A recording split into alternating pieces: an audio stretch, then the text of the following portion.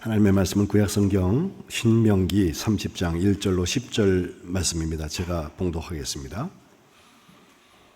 내가 네게 진술한 모든 복과 저주가 네게 임함으로 네가 네 하나님 여호와께로부터 쫓겨간 모든 나라 가운데에서 이 일이 마음에 기억이 나거든 너와 네 자손이 네 하나님 여호와께로 돌아와 내가 오늘 네게 명령한 것을 온전히 따라 마음을 다하고 뜻을 다하여 여호와의 말씀을 청종하면 네 하나님 여호와께서 마음을 돌이키시고 너를 긍휼히 여기사 포로에서 돌아오게 하시되 네 하나님 여호와께서 흩으신 그 모든 백성 중에서 너를 모으시리니 네 쫓겨간 자들이 하늘가에 있을지라도 네 하나님 여호와께서 거기서 너를 모으실 것이며 거기서부터 너를 이끄실 것이라.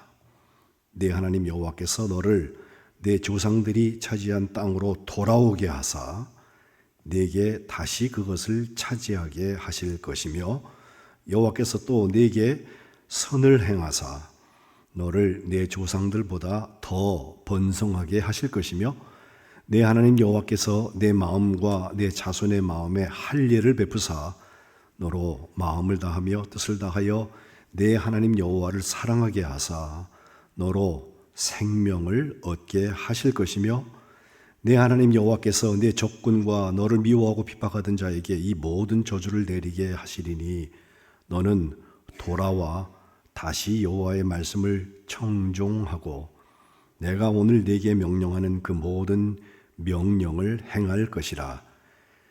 내가 네 하나님 여호와의 말씀을 청종하여 이 율법책에 기록된 그의 명령과 규례를 지키고 내 마음을 다하며 뜻을 다하여 여호와 네 하나님께 돌아오면 네 하나님 여호와께서 내 손으로 하는 모든 일과 내 몸의 소생과 내 가축의 새끼와 내 토지 소산을 많게 하시고 네게 복을 주시되 곧 여호와께서 네 조상들을 기뻐하신 것과 같이 너를 다시 기뻐하사 네게 복을 주시리라. 이는 하나님의 말씀입니다. 오늘 함께 예배하시는 만안의 모든 성도님들 가운데 하나님의 은혜와 평강이 함께 하시기를 축복합니다. 지난주에 우리가 추수감사를 지내고 초막절에 신명기에 있는 말씀을 같이 읽었는데 초막절은 한 주 내내 하게 되어 있거든요. 그래서 오늘까지가 추수감사 절기라고 여러분 생각하셔도 괜찮습니다. 1년을 한 번 드리는 가장 큰 감사의 기회. 그 초막이라고 하는 이유는 텐트 친다, 천막을 치고 있었다는 건데 광야 40년 동안 그들이 집을 짓지 않았죠. 이동식 장막에서 살았던 것을 기억하면서 가나안 땅에 들어와서도 아니 지금도 천막에 가서 잡니다. 건물이 있는데 어떻게 천막에 사나 하니까 아파트에도 보니까요, 그 발코니라고 바깥에 나오는 부분 있잖아요. 거기다 천막 쳐놓고 자요. 한 주 내내. 유대인들 대단해요, 보면. 근데 그게 단순히 종교 행사거나 자기들의 민속적인 어떤 풍습을 지키려고 하는 것이 아니라 우리가 그때 하나님의 인도하심이 없었으면 만나와 메추리 또 낮에는 구름기둥 밤에는 불기둥 물려 40년이라는 시간이 걸렸지만 인도하심을 받아서 광야를 통과하고 젖과 꿀이 흐르는 땅 조상에게 주시기로 맹세하신 그 땅에 들어갔던 것을 기억했던 거예요. 기억. 그리고 거기서 지나간 것만 기억한 게 아니라 지금도 광야에서 순례길을 인도하신다고 하는 사실을 기억하고 이제 신명기의 시점을 보면 곧 요단강 건너서 가나안 땅에 들어가게 되는데 그 전에 가나안에 들어가서 거기서 곡식을 다 거둔 다음에도 하나님 앞에 즐거운 마음으로 앞으로 하나님의 백성다운 삶을 살아라. 그게 신명기가 하고 있는 얘기거든요. 그래서 지지난주 앞에 지지난주죠. 기억하라 히브리 말로 자카라고 하는데 그 말이 구약 성경 전부를 꿰뚫고 있는 말 중에 하나다 말씀드렸고 오늘 그와 함께 돌아오라 슈브라고 하는 것인데 이 두 개가 아마도 구약 성경이 우리에게 주고 있는 메시지가 아닐까 싶어서 오늘 돌아옴에 대한 얘기와 우리 믿음의 역사를 함께 보고 싶습니다. 우리가 잊어먹어서는 안 되는 것을 잊어먹지 않고 기억하는 일과 함께 하나님과의 관계를 바로 맺어서 돌아오라, 여호와께 돌아오라. 성경에 수없이 많이 나오죠. 예. 돌아오는 삶을 살고 또 하나님께서 기억하라고 하신 것을 잘 기억하여서 주님의 백성답게 사는 방법이 먼저는 선택이라는 데 있어요. 또 선택에는 반드시 책임이 따르죠.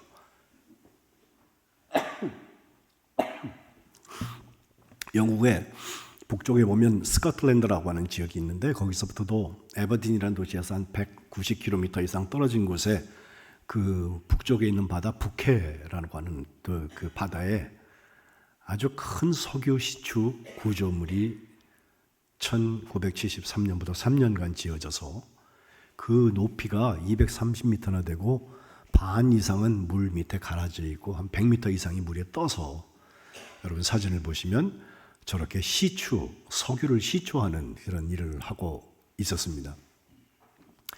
12년 동안 저기 굉장히 많은 한 200명 넘는 사람들이 거기서 자고 먹으면서 사방이 다 바다죠. 예? 육지에서부터 200km나 떨어져 있으니까. 예. 그리고 저기 살고 있었는데 12년 후인 우리나라가 그때 88 올림픽 곧 연다고 7월 달이었는데요. 그걸 준비하고 있을 때인데 저기에 불이 나요.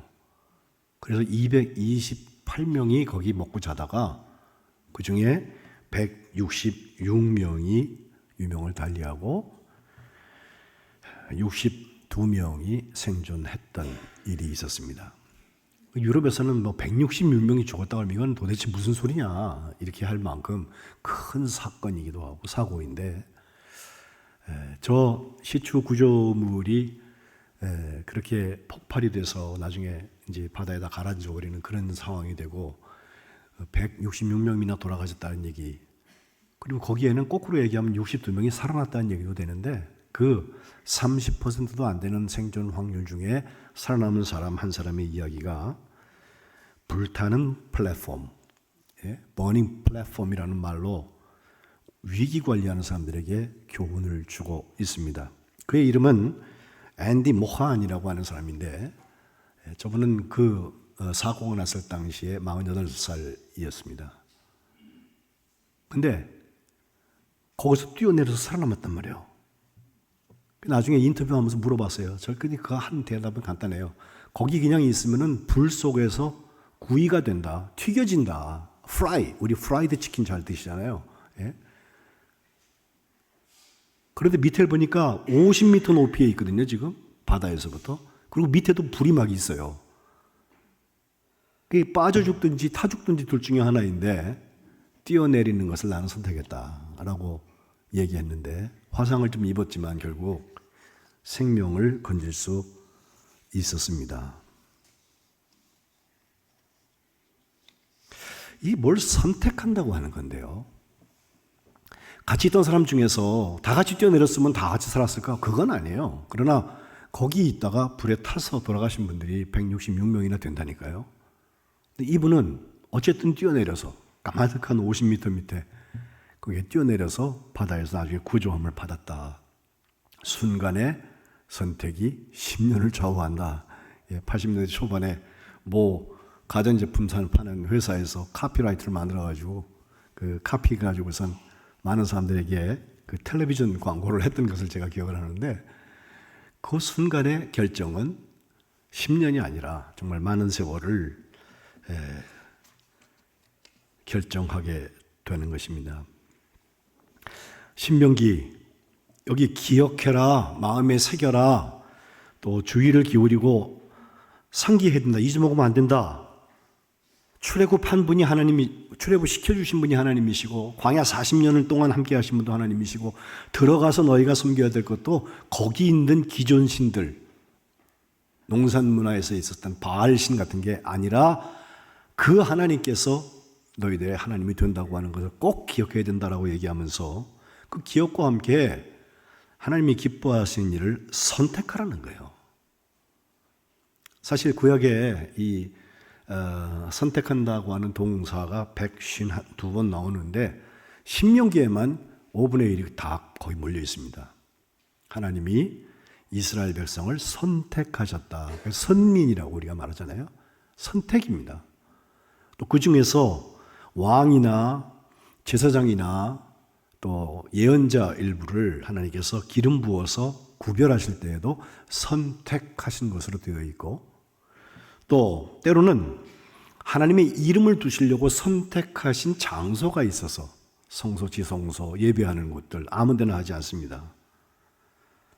그리고 가장 우리가 익숙한 것 하나는 메시아를 하나님께서 기름 부으신 택한 종이라고 표현하셔서 이사야 42장 1절 내가 붙드는 나의 종, 내 마음에 기뻐하는 자, 내가 택한 사람을 보아라, 선택한 사람을 보아라.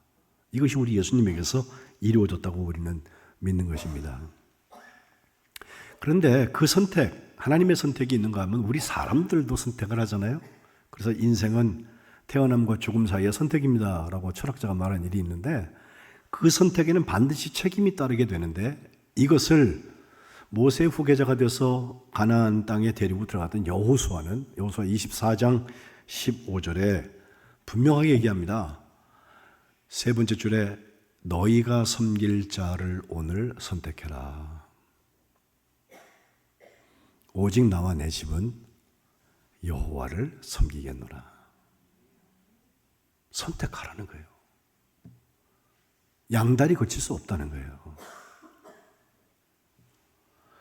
너희 조상들이 강 저쪽에서 섬기던 그 신이든지 혹은 너희가 거주하는 땅에 있는 아모리 족속의 신들이든지 섬길 자를 선택해야 된다. 그런데 여러분, 선택이라는 말과 기억이라는 말이 연결된 표현이 하나 있어요. 그러니까 우리가 선택적 기억이라는 말을 하는데, 어려운 말 같지만 여러분 잘 들어보세요. 우리가 다 해당됩니다. 사람이요, 모든 일을 다 기억하지 못하잖아요. 그러니까 어떤 거는 좋은 걸 잘 기억하고 어떤 거는 좀 아팠던 상처를 오래 기억하는 사람들도 있어요. 예? 사람들마다 그게 달라요. 근데 그때 사람들이 선택적으로 기억한다는 거예요. 똑같은 사건이 일어났는데 그 사건에 대해서 어떤 사람은 세세하게 기억하고 있고 어떤 사람은 상당히 남의 집 일인가 봐 얼른 잊어먹고 기도 하거든요. 여기 사람들이 분명히 요새 팩트 체크 좋아하잖아요. 사실을 찾아내야 된다. 사실. 그렇죠. 사실에 기반하는 것이 중요하죠. 근데 그 사실은 정말 진실이냐? 현실적이어야 합니다. 실용적이어야 됩니다. 우리에게 이득을 줄 수 있어야 되지 않습니까? 그것도 맞는 말이에요. 손해보고 살 필요는 없어요. 그러나 이렇게 현실적이고 사실적인 삶을 사는 속에도 보면요, 그거를 판단하는 자기의 기준, 자기의 선택이 들어있어서 이 선택적 기억에 익숙한 우리들이 자꾸 확증 편향에 빠지고 싶다. 확증 편향이라고 하는 거, 치우치기 싶다는 거예요. 자기가 좋아하는 소리만 듣는다. 자기 편의 이익만 취하기를 원한다. 예? 그런 사람들을 앞에서는 우리가 말 못해도 뒤에 지나간 다음 자리에 보고 아유 참 너무 에고이스틱하다. 자기밖에 모른다는 말을 하지 않습니까? 자기에게 익숙하고 유리한 사실을 선택하여서 기억하게 되는 것, 이건 인지상정이에요.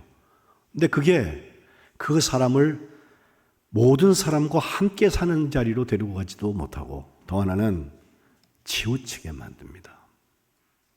여러분 휴대폰에 요즘 무슨 동영상 하나 보시면요, 거기에 묘한 작용이 속에서 나타나게 되는데 알고리즘이라는 게 싹 돌아가가지고 이 휴대폰이 원하는 거는 우리가 동영상을 계속 보도록 시청 시간을 자꾸 늘리려고 하는 그게 있어서, 제가 어떤 학문이나 뭘 하나 그 주제를 가지고서 뭘 보고 나면요, 그 뒤에 쭉 따라서 뜨는데 비슷비슷한 것들이 떠요. 자꾸 추천해 주는 거예요. 그래서 한 개 가지고 모자라는 것 같아서 다른 거 하나 더 보게 되게 만드는 그런 역할을 한다는 것인데, 그거를 골라주는 작용 자체가 우리를 한쪽으로 치우친 정보에 나를 노출하게 만든다는 거 아니에요. 확증 편향을 만드는 이유 중에 하나입니다. 이렇게 우리가 선택적인 기억과 확증 편향에 익숙한 삶을 산다고 하는 것은 사람들마다 개인 간의 차이도 있고 또 어느 정도까지 가느냐의 정도의 차이도 분명히 있긴 하지만 모든 사람들, 우리가 사람이기 때문에, 유한하기 때문에 상대적이고 부분적인 삶을 살 수밖에 없기 때문에 우리 모두가 가지고 있는 한계입니다. 근데 제가 지난 주간에 우리 새벽기도 같이 나오시는 분들 제가 이 말씀을 전했지만 사실과 진실이 다를 수 있어요. 사실은 진실 아니에요? 그렇지 않습니다. 지난주에 보았던 민수기 13장 14장에 나오는 12정탐꾼의 보고를 가만 보세요. 12명이 가요. 지파마다 한 사람씩 똑같은 걸 보고 왔어요. 어떤 사람은 다수로 되어 있습니다. 10명이라고 되어 있는데 갔다 와가지고 보고하는 게 민수기 13장 31절로 33절에 우리는 능히 올라가서 그 백성을 칠 수 없다. 전쟁하면 우리 진다. 우리 스스로 보기에도 메뚜기 같다고 그래요. 메뚜기 같다고. 예? 어떤 사람이 봐도 똑같을 거예요. 거기는 막 거인들이 살아요. 우리가 거기로 들어가야 돼요. 전쟁이 일어날 게 분명해요. 근데 비교해 보니까 전력 비교가 안 돼요. 이건 보통 사람들이 보는 사람들의 사실입니다. 누가 봐도 똑같아요. 그런데 거기 여호수아와 갈렙 이 사람들이 보고 와서 보고하는 것을 보면 사람이 본 것을 똑같이 보았던 사실이지만 사람들의 측면에서 보고 있는 진실을 얘기하고 있는데 다음 장인 민수기 14장 8절에 보면 그들이 고백하는 거예요. 여호와께서 우리를 기뻐하시면 우리를 그 땅으로 인도하여 드리실 거다. 그 땅을 우리에게 주실 것이다. 그 땅은 약속하신 대로 젖과 꿀이 흐르는 땅이란 말이에요. 다만 여호와를 거역하는 거 이거 안 된다. 진실입니다. 그 땅 백성들 두려워하지 말아라. 큰 건 맞아. 우리가 메뚜기 같아요. 그런데 그들은 우리의 먹이라고 그랬어요. 왜? 그 거인보다 더 크신 하나님이잖아요. 하나님이 전쟁하셔서 우리를 데리고 돌아가시는데 누가 그걸 당하겠어요? 사실 지나간 40년 내내 경험한 일이 그거예요. 광야길에서 순리하는 동안에 우리가 보고 있는 것은 사람의 사실이 아니라 적어도 저 사람의 진실입니다. 지금까지 지내온 것 주의 크신 은혜라. 앞으로도 주님 준비하신 길에 인도하실 것을 믿고 가는 거 아니에요? 그러니 거기 안악자손이 있다고 그래갖고 두려워하지 말아라. 그들의 신은 그들에게 떠났다. 보호자가 그들에게 떠났다. 여호와께서 우리와 함께 하신다. 근데 이 사람의 사실과 진실은 갔다 온 사람들이 보고 들은 것을 이야기하는 것뿐인데 이제 하나님의 진실이 있어요. 하나님이 결정하신 그 이야기 속에 하나님의 진실은 민수기 14장 22절로 24절에 나오는데 10사람 수가 많은 거 맞아. 너희들이 사람들이 봤던 팩트 체크한 건 맞아. 그러나 그게 하나님의 결정에서는요. 지금까지 내가 한 일을 너희가 다 보고도 22절 이같이 10번이나 나를 시험한다. 내 목소리를 청종하지 않았다. 그 사람들은 결단코 그 땅에 들어가지 못한다. 나를 멸시하는 사람들 한 사람도 맹세하신 땅에 들어갈 수 없다. 보지도 못한다 말이에요. 이게 하나님의 진실입니다. 그러나 갈렙을 비롯해서 여호수아 24절에 보면 그 마음이 그들과 달랐다. 사실과 진실의 차이예요. 나를 온전히 따랐다. 하나님의 진실의 차원이에요. 그래서 그가 갔다 온 그 땅으로 이 두 사람을 인도하여서 내가 집어넣겠다. 그의 자손들이 그 땅을 차지할 것이다 말이에요. 선택적 기억, 치우침에 빠지지 아니하고 하나님의 진리, 하나님의 진실 그걸 붙들고 순례하시기를 주님의 이름으로 축복합니다. 예배 시작에 제가 신명기 30장 오늘 말씀 뒤에 나오는 19절 말씀을 읽었어요. 내가 생명과 사망, 복과 저주를 내 앞에 두었다. 복과 화를 내 앞에 두었다. 너와 내 자손이 살기 위해서 생명을 택해라. 생명. 내 하나님 여호와를 사랑하고 그의 말씀을 청종하며 또 그를 의지하여라. 어떻게 하면 이 일이 시작됩니까? 여호와께 돌아오는 데서부터 시작됩니다. 우리 돌아온다는 말, 우리가 회개한다는 말로도 표현하고 방향을 바꾼다, 방향 전환이라는 말로도 표현을 해보는데, 이것은 죄를 향하여서 치닫던 사람들, 그들이 그거 그냥 끊었다 해서 끝나는 게 아니에요. 그 다음 할 일이 반드시 있어요. 2절 말씀에 보니까 여호와께 돌아오는 사람은 모세를 통하여서 명령된 하나님의 말씀을 온전히 따라가는 것이고, 거기에 마음을 다하고 뜻을 다하여서 여호와의 말씀을 듣고 따라가는 거예요. 이 따라가는 것이 없으면 그냥 그때 잘못했네 그냥 그것을 뉘우치고 끝나는 정도밖에 안 돼요. 여러분, 뉘우침과 회개가 다릅니다. 뉘우쳤다고 다 회개한 거 아니에요. 대표적인 인물이 예수님의 제자 중에서 예수님을 배신하고 팔아먹었던 가룟 유다 있잖아요. 그도 뉘우쳤어요. 그래서 자기에게 생겨진 예수님의 몸값 갖다가 대제사장한테 돌려주었는데 제사장들이 그거 가지고 안 받아요. 결국 그걸로 피값에 땅을 사가지고 거기 묻잖아요. 용서받았던 얘기가 성경에 없어요.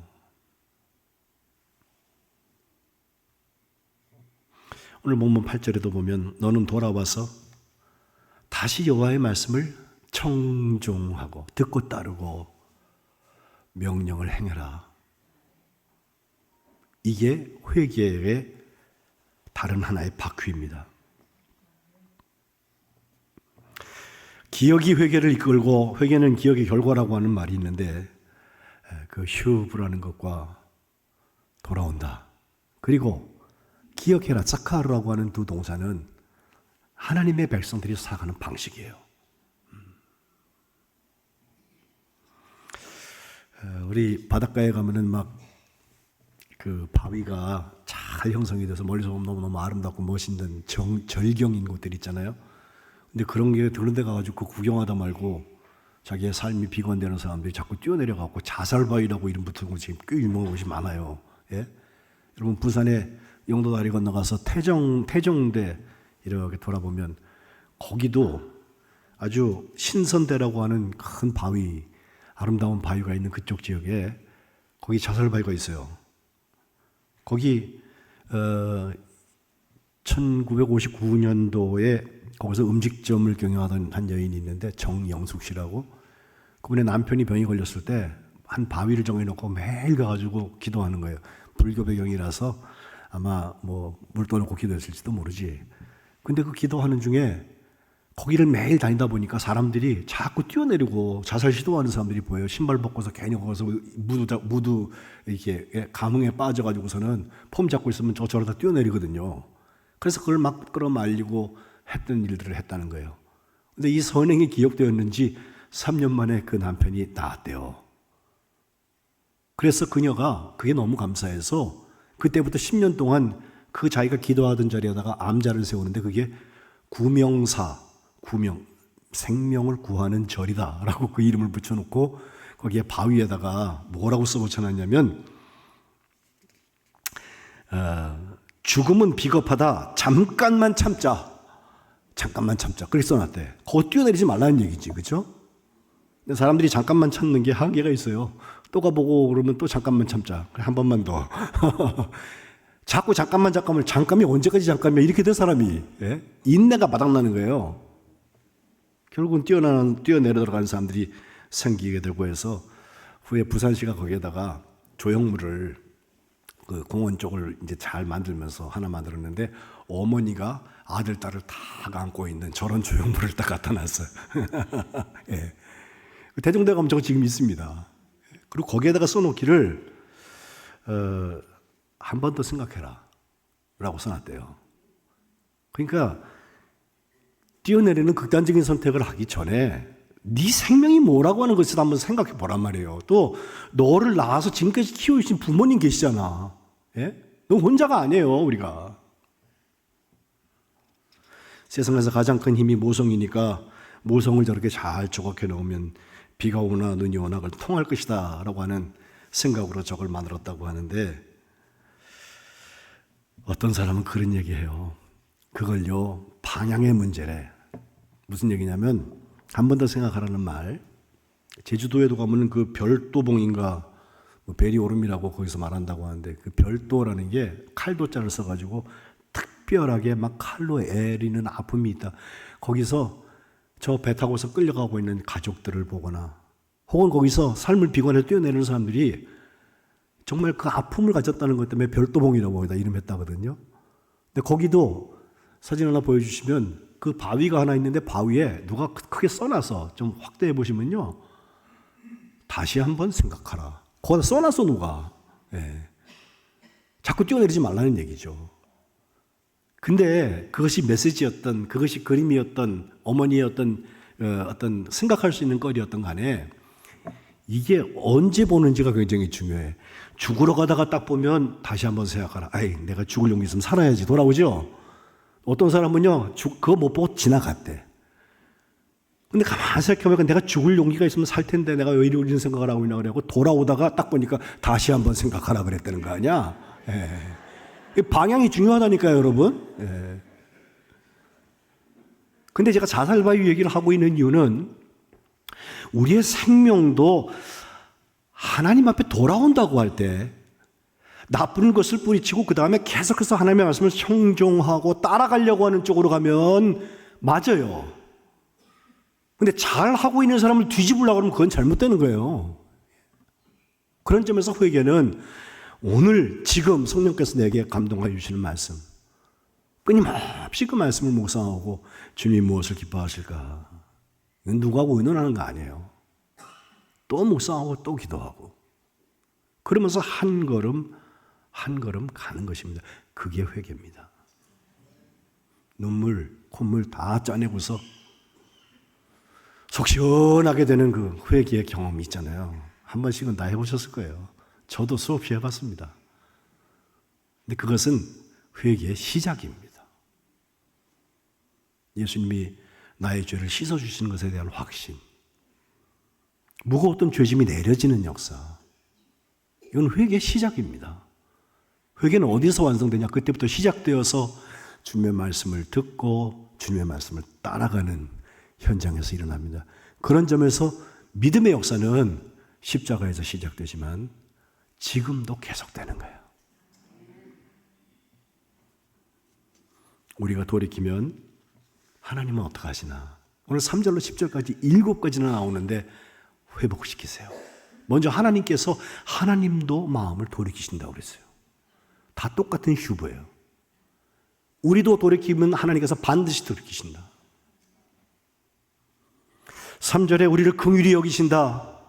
오늘 우리가 교독한 이사야 55장의 7절에 보면, 악인은 그 길을, 불의한 자는 그 생각을 버리고 여호와께로 돌아와라. 그 들고 들어오는 거 아닙니다.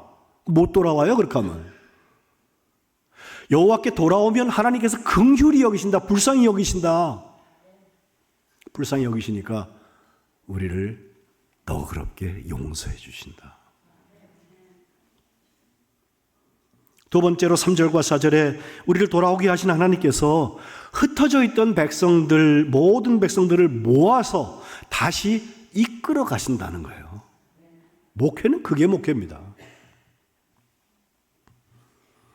세 번째 5절에 보면 우리 조상에게 주셨던 그 땅이 있는데, 하나님의 약속의 땅이 있는데, 그 땅, 조상들이 차지했던 그 땅으로 돌아오게 하셔서 다시 너희가 그걸 차지하게 할 거다. 네 번째는 5절에 나오는 말씀, 내게 하나님께서 선을 행하셔서 조상들보다 더 번성하게 할 것이다. 세대를 더하면 우리 자녀들, 손주들 하나님의 기업이 되어서 우리보다 더 잘 돼야 되지 않습니까? 아멘 하신 분은 그렇게 될 줄 믿습니다. 정말 우리 만안교회 그렇잖아요? 우리 자녀들, 우리 손주들에게 더 큰 역사가 나타나야지. 다섯 번째는 마음의 할례라는 표현을 했는데 참 좋아하는 말씀이에요. 육신의 할례는요, 외과 의사가 그냥 해주면 돼요. 그렇죠? 또 여성이든 남성이든 그런 표식하는 것 같은 거, 요즘 뭐 타투도 많이 하던데 그런 거는 하면 돼 그냥. 근데 마음의 할례는 아무도 자기가 할 수가 없어요. 마음에 할례한 사람들 6절에 보면 여호와를 사랑하게 하셔서 생명을 얻게 하신다고 그랬어요. 그죠? 이게 하나님께서 우리에게 돌이키신 증거예요. 그리고 6번째는 7절에 나오는 말씀, 너희의 적군이 있고 너희를 미워하고 너희를 핍박했던 자들에게 우리가 보복하는 게 아닙니다. 저주를 하나님께서 하세요. 전쟁은 하나님께 있는 거예요. 그리고 마지막 9절과 10절. 저게 저 순서로 보면 이제 9절은 하나님께 돌아오면 휴브, 그리하면 맨 마지막에 10절에 하나님께서 복을 주신다라고 되어 있는데, 히브리 성경에는 10절이 앞에 있고 9절이 뒤에 있어. 문법적으로 그래요. 예? 하나님께서 너를 다시 기뻐하셔서 내게 복을 주실 건데, 만약에 네가 하나님 말씀 청종하고 명령과 규례를 잘 지키고 마음을 다하며 뜻을 다하여서 하나님께 돌아온다면 그렇게 하신단 말이에요. 여러분, 회개가 복인 것을 우리가 잘 알아요. 근데 회개가 에이 괜히 그랬어, 미안해, 그러고 끝나는 게 아니라니까요. 대표적인 얘기는 누가복음 15장에 나오는 그 탕자의 비유에서 나오죠. 돼지 인생이 됐어요. 돼지 치면서 주업 열매를 얻어먹고 있는데 그나마도 넉넉하지가 않아서 이제 면목이 없지만 아버지한테 가가지고 날 이제 종으로 하나로 써달라고 그렇게 해드리겠다는 결심을 한 다음에 그래야지 그러면서 거기 있으면 회개 아니에요. 그거는 이 아들이 다 못했는데 둘째가 잘한 거 하나가 그거야. 거기서 돌아가야지 한 다음에 뒤도 돌아보지 아니하고 거짓골을 하고 아버지를 향해서 가요. 근데 탁 나타나니까 아버지가 생각도 못했는데 먼저 기다리고 계시잖아요. 그리고 멀리 나타난 저 거짓골이 된 놈을 아들인 줄 알아보시고 뛰어가가지고 끌어안고서 그 아들됨을 회복시켜 주시는데, 돌아오니까 아버지가 돌이키시잖아요. 그리고 회복시키시잖아요. 이 이야기를 통하여 주님께서 하시고 싶은 얘기는 뭐예요? 죄인 하나가 회개하면, 하나님의 말씀을 청종하는 삶을 살기 시작하면 천국에서 그 기쁨이 크다는 거예요. 돌아옴은 믿음의 역사입니다. 우리 만안교회 이제 믿음의 역사 가지고서 얼마 안 남았습니다. 이제 11월 벌써 지나가잖아요.